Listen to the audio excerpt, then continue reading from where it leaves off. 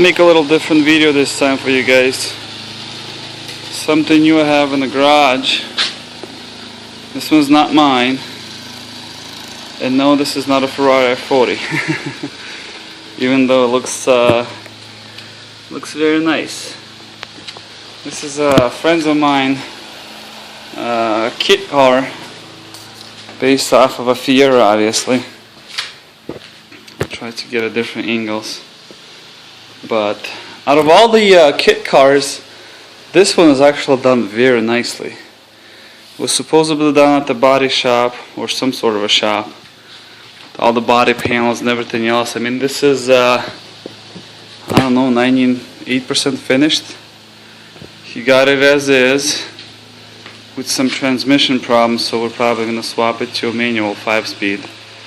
It's got an automatic right now, but I'll try to get it. You know, it's super dirty all over the place, but actually overall camera doesn't really do the justice. But this is a very nicely done vehicle. Huge wheels. What are they? 355s, 335s, 18s. You can see all the body panels. Again, super dirty. It's been sitting outside, and I don't want to push it out, you know, out of a garage myself to wash it, because I won't be able to push it back in. And it's super low. It was kind of a challenge to get it off the trailer. Fronts are the same, HRE performance wheels, and they are 245. Same 18s, yeah. 18s front and back, even though they don't look like they're 18s in the back, but yeah, they are. But this is the back. All the body panels, they actually match up really, really nice. Shaved door handles that from here, from the bottom. See a bunch of leaves in there. The dash is the only one that's the interior. I mean, it's all there, just needs to be painted, finished. A few vents and details, this and that, but I mean, all the details all over the car, kind of, you know, somebody spent quite a bit of money and effort into it. Good seats, even the floor mats, the steering wheel. They kept some of the stock components, looks like, you know, the mirrors and stuff, controllers, as well as the all the AC stuff, but the dash, gauges and everything else are all redone. You can see just how much wider this is compared to my 13 size foot. Again, the whole thing is I'm really liking it, actually. All those fancy locks and stuff. One-piece hood and one-piece bumper. Comes up like that, and it's actually a very nice sturdy piece. It's got the shocks to hold it in place, and looks like it's got dual headlights. All originals, they still function. Well, one of them is. And they come out of this one, and I believe these ones work too. But pretty nicely done. I mean, you can even see the wheel tool is still there. All the radiators been upgraded. What do they have for the rad? I can't see. Well, you know, it's all nicely trimmed and fits in there perfectly. Somebody used probably a kit of some sort.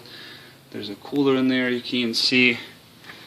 I know some of you guys are into this for years and doing some stuff with it. So battery goes in there. It's got all the AC. I don't know if it works or not. So not so much room left under the hood. And the back is kind of the same thing. One piece. Oh, huge one. Comes up like that. Kind of looks cool. These huge wheels in the back. And they actually have a Chevy small block in it. He's still got all the receipts, and apparently this is 500 plus horsepower small block. I mean, I can see aluminum heads and aluminum intake and everything else. Fat, easy EFI system. I'll take this thing out. Looks like they kept the AC. You can see the lines and the alternator and all the little details and things like that. Just shows how quality work that's been done to it. Because when he was first looking to buy it, I said right away, make sure you look at it in person, because all the kit cars, they look awful. This has got the fast, easy EFI with some instructions and a tuner. Let me, I don't think I can do the flashlight. Auto trans with a huge plate, adapter plate looks like. Auto's no good. Looks like it's no good. It's got this funky cable, TV cable, like old school. 700 R4s used, and this is all wobbly, so I'm not sure if that might be the reason why, because looking at the receipts, looks like this train is just about 600 miles since rebuild, and it's shot again. Shifter doesn't really go appropriately. It's supposed to be in park now, and it's not. It's quite a bit off.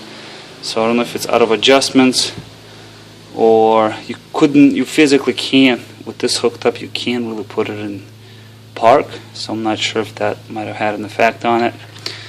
Adjustable fuel pressure regulator in there. You can't see much,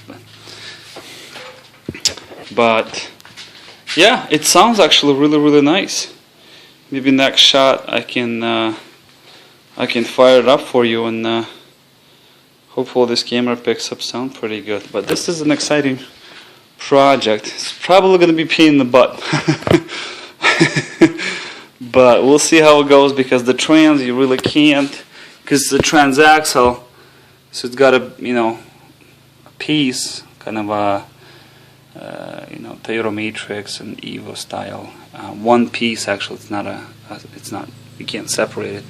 One piece going all the way to that side with a half shaft in, so it seems like it will have to kind of come out from the bottom, which a huge cross member. So I really don't want to pull this engine out. Maybe we'll have to. I don't want to mess with the wiring too much. Somebody set it up and it seems to run. Rev's happy, works. But we'll have to do some clutch work, pedals, lines, trans. I mean, this is I don't know what I got myself into so far, but it should be fun. But let me try to get a running shot of this. Hold on.